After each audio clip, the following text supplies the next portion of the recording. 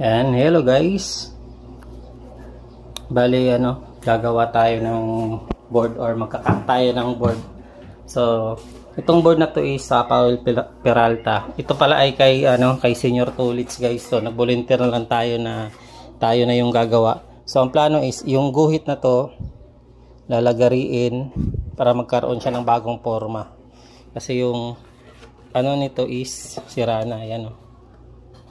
So, ikakat na lang para magkaroon ng bagong hugis at saka kakaibang hugis. So, yun ang plano. So, ito yung mga hugis na si Sir Tulits mismo ang gumuhit. Ayan.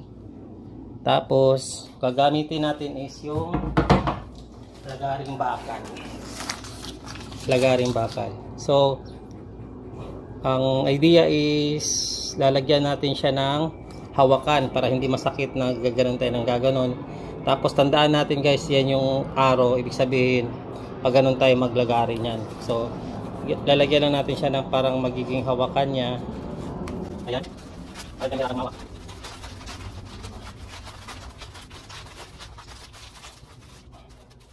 Okay.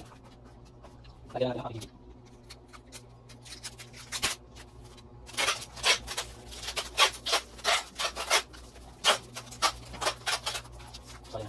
May hawakan tayo. Ayan, subok.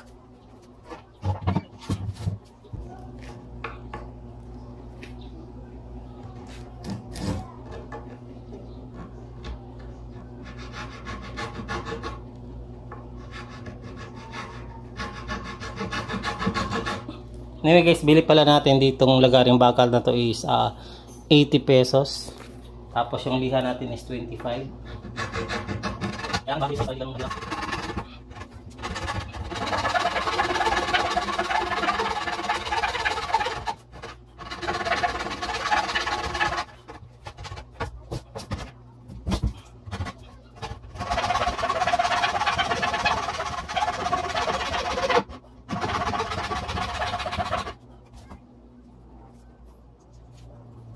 Yan o. So, dyan.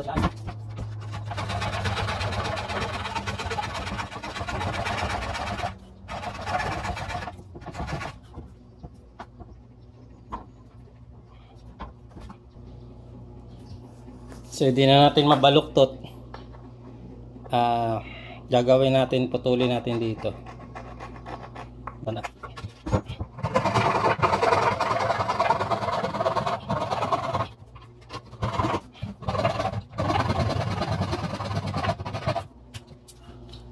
Ang maganda sanang gawin dito guys, kung may jigsaw, ayun jigsaw sana maganda. Problema wala tayong jigsaw. So, manumano tayo.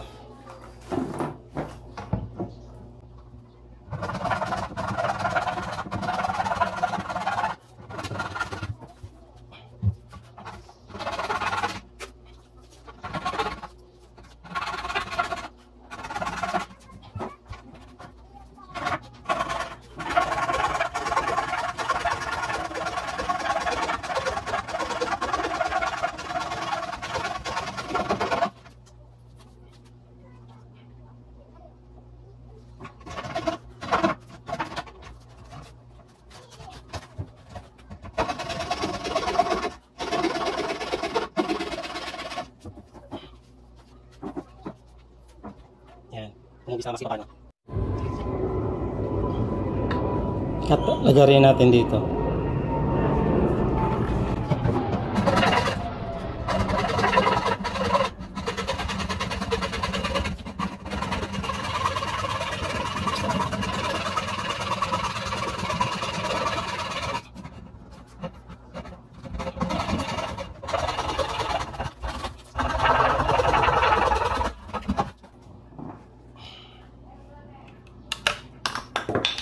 Yan, nag-shape na konti, 'di ba?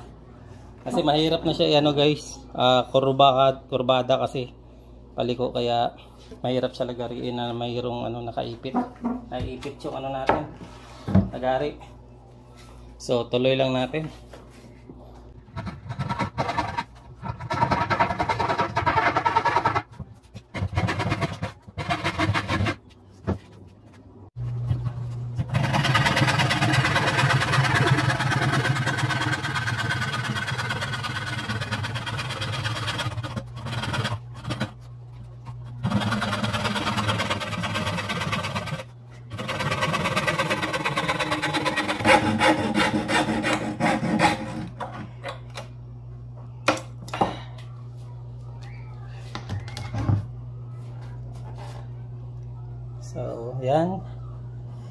Ito, habulin na lang natin sa liha.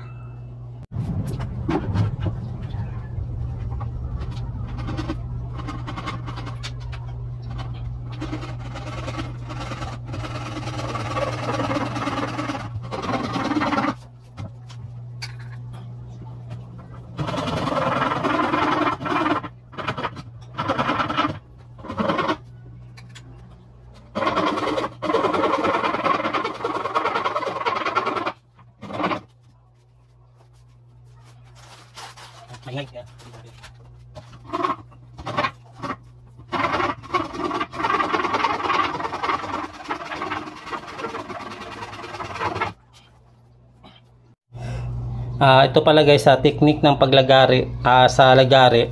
Itong lagari pag kurbada, kailangan mo siyang pihitin pa ganun. Parang nakapihit ka ng pa ganun, tapos sabay nakatulak ka, parang alalay lang para yung blade natin kukurba din. So yan ang technique. Ngayon lang din naman ako nag-cut nito, pero yun ang nakuha ko na technique para makakuha natin yung kurbada, yung paliko na guhit guys. Ang pilitin siya naman yung blade sa tulak para kumaba siya. Ayan, patuloy natin.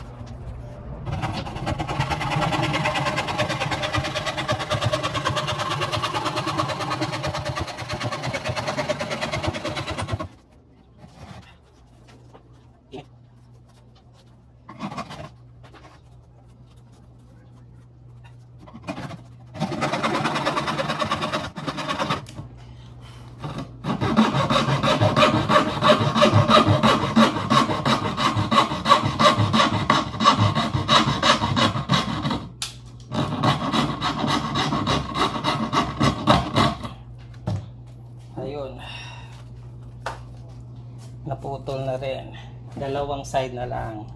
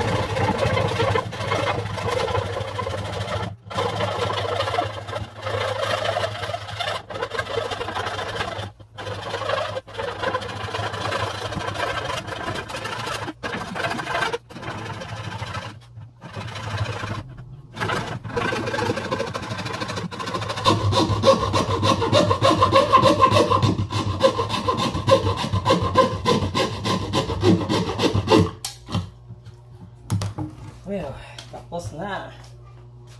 So, ayan na guys. Tapos na ang ating paglalagari. Siyempre, lilinisin pa natin yan, lalong-lalo na ito. Ito na guys, yung cut natin. Kung mapapansin nyo, siyempre kanto yan na may kanto. So, yan ang gagawa natin ng paraan, kanto. Tapos, dito, nilinis ko na siya konti gamit itong katam. So, ganon din dito, gagawin din natin siya lahat. Iikutin natin, tanggalin natin yung pinakakanto niya para magiging ganito siya sa original niya na gilid. Yung shape na yan, yung shape dito.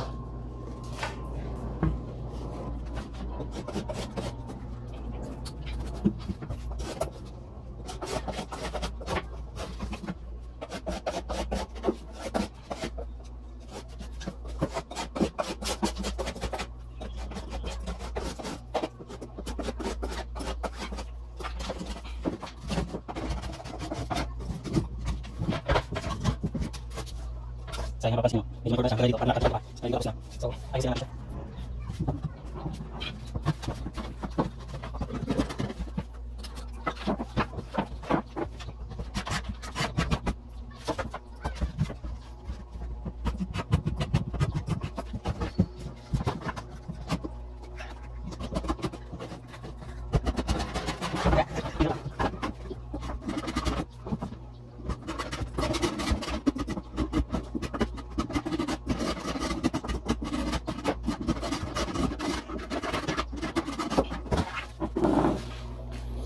Ayan guys, oh. Ito yung hindi pa nagawa, ito yung nagawa. So, malaking ano na, diferensya na. So, di ko na lang ipapakita sa inyo lahat. Basta ganun ang proseso na gagawin natin. Ayan, pati pa pala dito. Ayan na guys, nagupit na, ano na natin siya, nalinisan na natin yung gilid. Ayan. Pero hindi pa siya malinis. Ayan. Ngayon guys, magliliha na tayo. Dito sa pagliha guys, ang naisip ko is maglalagay tayo ng ganito. Ibabakat natin. Ito yung ano guys, sa parte na hindi natin binawasan. Yan, original niya na gilid yan. So, ang plano is ganyan, baliktarin.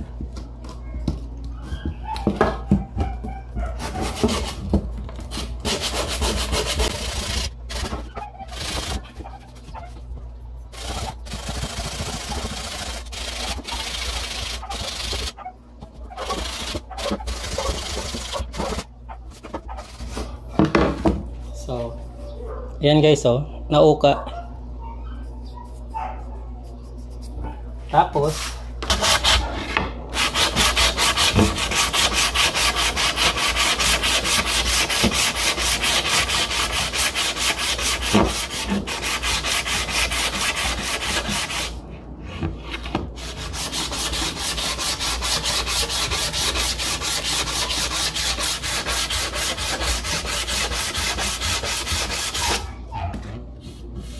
wow, sumakto yung plano ko guys. Tingnan mo yung nagawa natin. Yeah. Oh. Sa kabila dito yun. Di successful yung plano. Ito wala pa. Yan, kung mapapansin nyo, very rough.